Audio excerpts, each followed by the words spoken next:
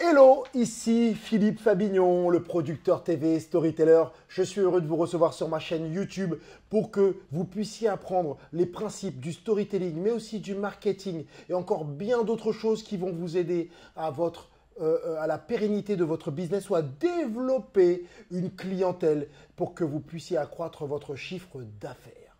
Voilà. Donc, avant toute chose, n'hésitez pas à cliquer sur la cloche du dessus pour être au courant des prochaines vidéos, mais aussi abonnez-vous à la chaîne si cela n'est pas encore fait. Alors, aujourd'hui, j'aimerais vous raconter l'histoire de ce réfugié nigérian. Et à travers cette histoire dont je vais vous parler, vous allez comprendre certains principes, notamment le voyage du héros, qui vont vous aider sur vous, la construction de votre histoire, pour que vous puissiez capter et retenir l'attention d'une audience. A tout de suite.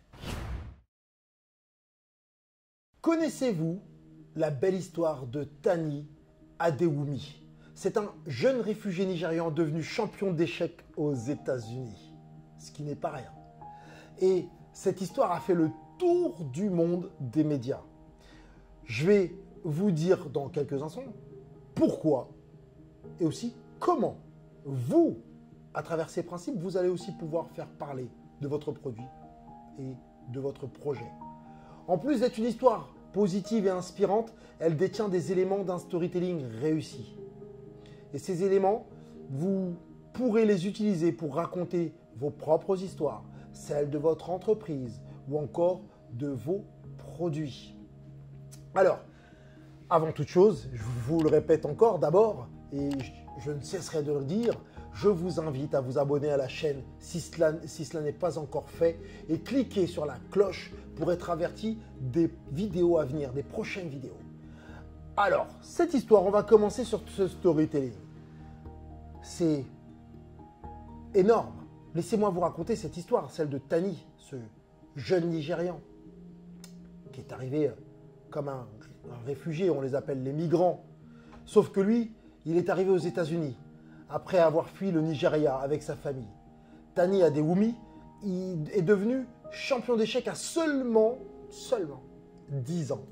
Il porte désormais le titre de National Chess Master. C'est ce qui n'est pas rien.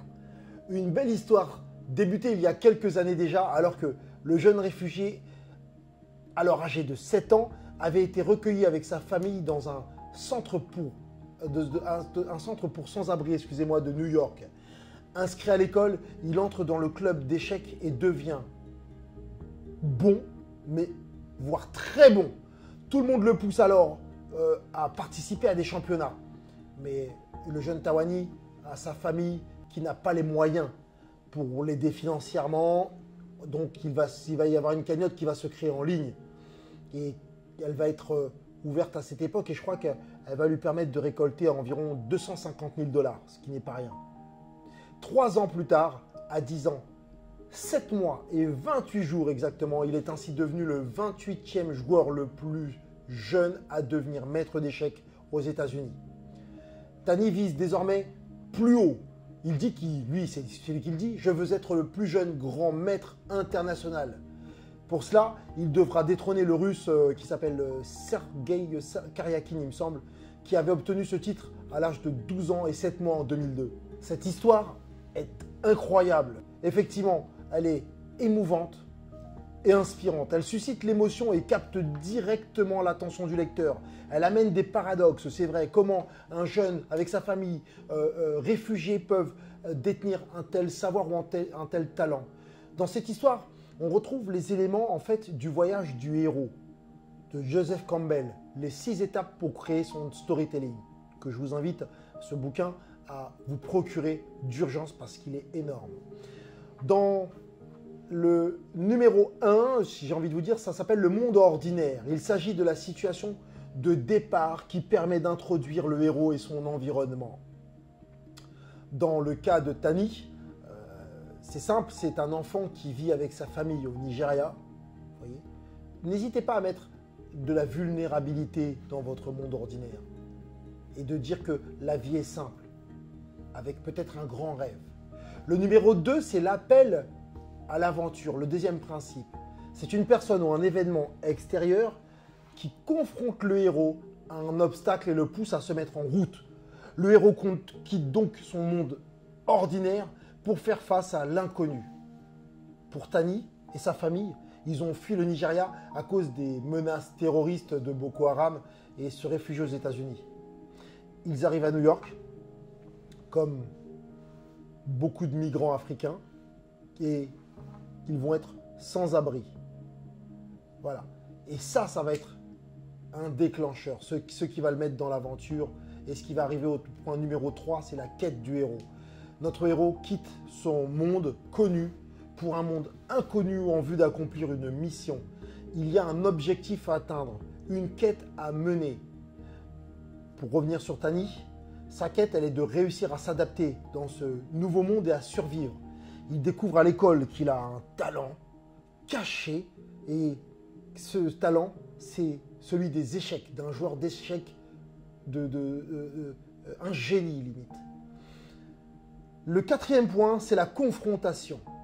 Tout au long de sa quête, le héros va rencontrer des obstacles. Internes, parfois, c'est lui-même, ou externes. Il tente de se relever, avec succès ou non, et d'aller de l'avant. Et il va apprendre à chaque fois, chaque obstacle, il va apprendre des choses.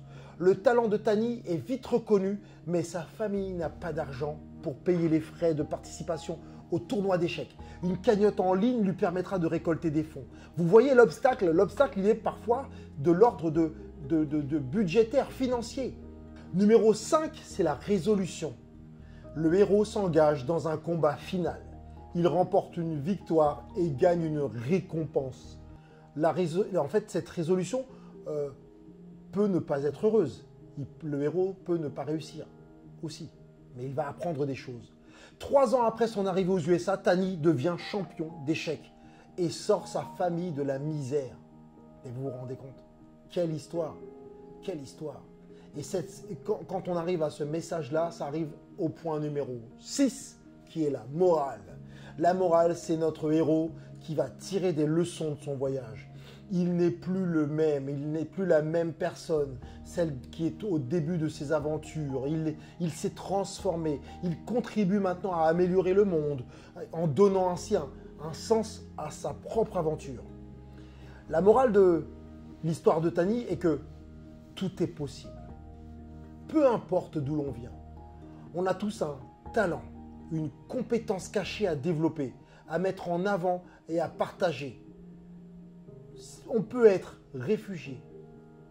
C'est pas un souci. On a tous un trésor caché au fond de nous. Alors vous, quel est votre talent caché? Quelles sont les 6 étapes de votre histoire personnelle? Quelles sont vos compétences? Quels services vous allez pouvoir mettre en avant grâce à votre storytelling et à votre voyage du héros? Je vous invite à vous lancer dès maintenant et devenez le héros de votre propre histoire ou votre entreprise ou votre projet ou votre produit. Mettez-le comme le héros. Pour en savoir plus, puisque si vous voulez en savoir plus, je suis là aussi pour ça, regardez la vidéo, j'ai fait une vidéo sur ce voyage du héros pour encore plus vous expliquer. Mais vous aurez dans le lien du dessous ma formation sur le storytelling qui s'appelle le storytelling attractif, dans lequel vous apprendrez comment faire pas à pas pour attirer plus de clients, pour développer votre business grâce à tous ces points marketing sur lesquels peuvent se reposer et se repose aussi le storytelling, votre histoire. C'est la base de tout démarrage. Steve Jobs, Nike, Zuckerberg, tout démarre d'une histoire, croyez-moi. Donc, je suis là et la formation storytelling attractif où vous pouvez cliquer sur le dessous vous aidera pas à pas à mettre ça en œuvre. Voilà. Donc, si vous avez apprécié cette vidéo, n'hésitez pas à laisser un message. Je me ferai un plaisir d'y répondre. N'hésitez pas à cliquer aussi sur la cloche du dessus pour être au courant des prochaines vidéos. Et surtout, abonnez-vous pour qu'on marche ensemble sur le chemin de la réussite. Et le chemin, il n'est pas derrière, il est en face. Il est là-bas.